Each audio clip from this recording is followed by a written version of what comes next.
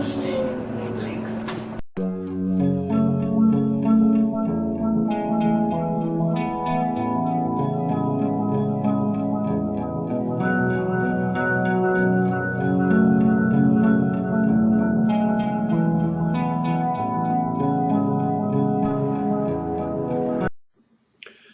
name is Sam Vaknin.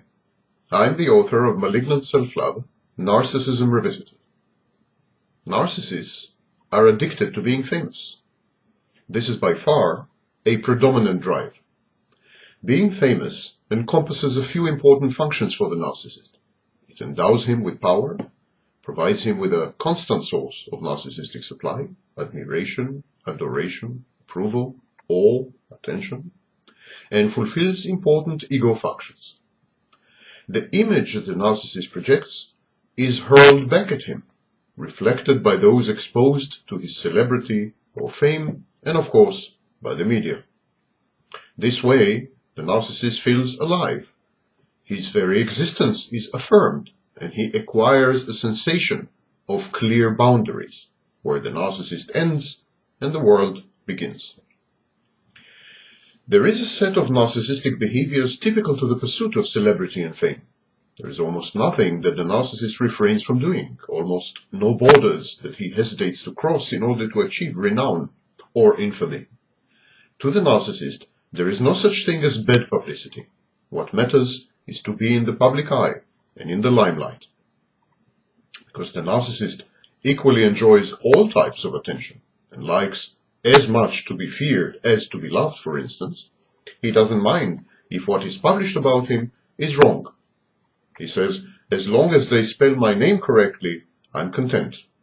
The narcissist's only bad emotional stretches are during periods of lack of attention, publicity, or exposure.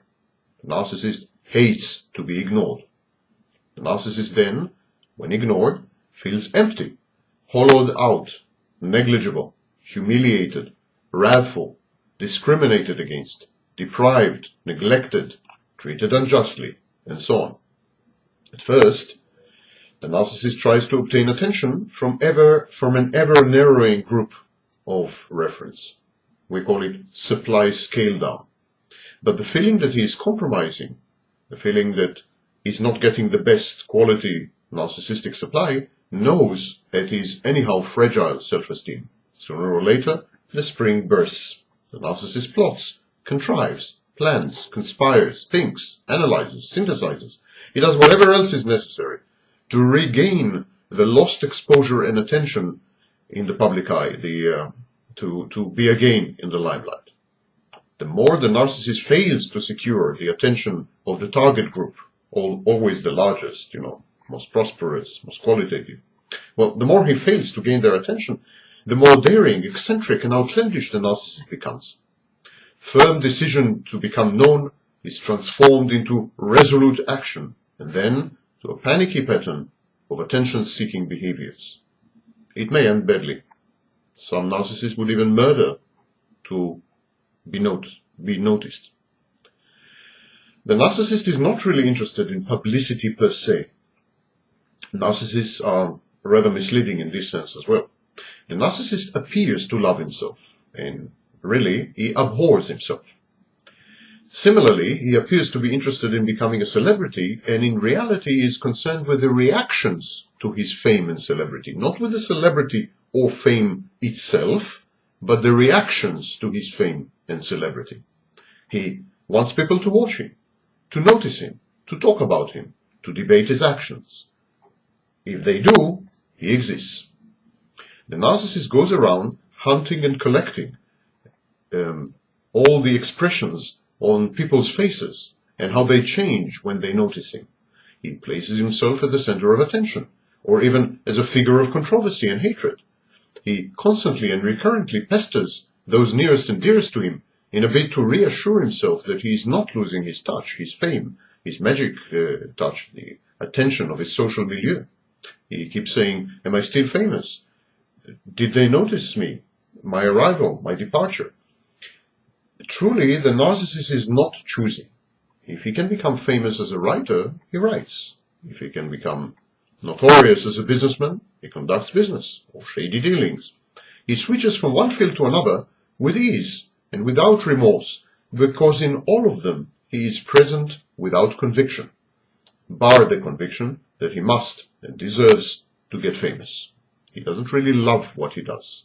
He loves the outcomes of what he does. The narcissist grades activities, hobbies, and people not according to the pleasure that they give him, but according to their utility. Can they or can't they make him known? And if so, to what extent? The narcissist is one-track minded, not to say obsessive or compulsive. The narcissist world is a world of black, being unknown and deprived of attention, and white, being famous and celebrated.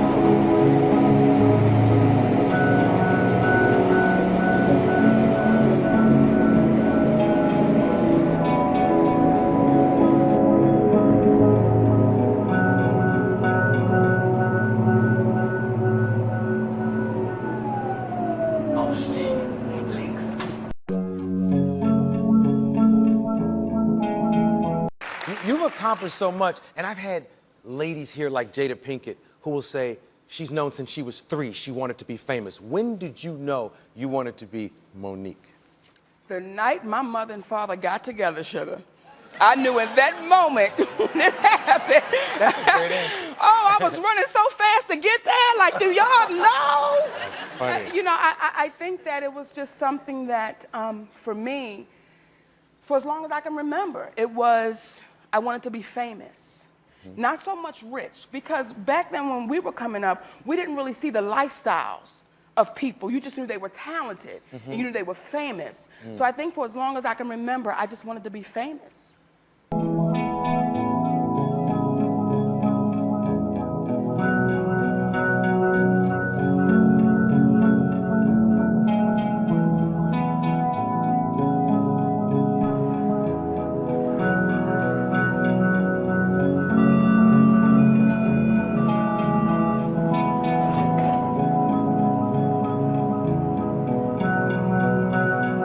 Well, more now on the growing trend of sexting and the distress that it's causing to thousands of teenagers, mainly girls. For some, it is just a prank they're happy to go along with, but it can ruin the lives of others who've had compromising pictures of themselves posted online without their consent. It is the subject of our latest Fixers report, the campaign which gives young people a voice about their concerns. I had a friend who at the age of 14 got into sending pictures. I know she did it in her underwear and then also with no clothes. The people who are Facebook famous, they always get like loads of compliments, but then they do get some people like saying that they should die. Websites like Instagram, Twitter, they have no privacy settings. Anything you hashtag or anything that you can have linked to anything, people can see it, and that's really dangerous. I think they just want that attention, the 5 minutes of internet fame. I'm J. Louise Maverell, I'm 17 and I'm from Harrogate. There seem to be like a lot of pornography on like social media sites that young people are putting up themselves. They enjoy the attention from people, whether it's good attention or bad attention. If you put naked pictures on the internet, you're gonna get hated and then you're gonna get paedophiles. This girl was staying at my house for 2 weeks and she was my best friend at the time. I went up for a bath and I left her downstairs and I was washing my hair, and then she came in. I said, "Did you take a picture of me?" And she was like, "Oh no, I wouldn't do that. I'm your best friend, why would I do that?" The naked picture of me was on Facebook on my wall. I had like 100 and something friend requests. And then there were some people like just thinking it was a big joke. I had one more exam to do, so I only had to go in for that. I ended up not going in. I wouldn't leave my house for about 4 months. I put on a lot of weight. I just don't trust people. My Fixes project is to raise awareness on the dangers of internet fame through a viral ad.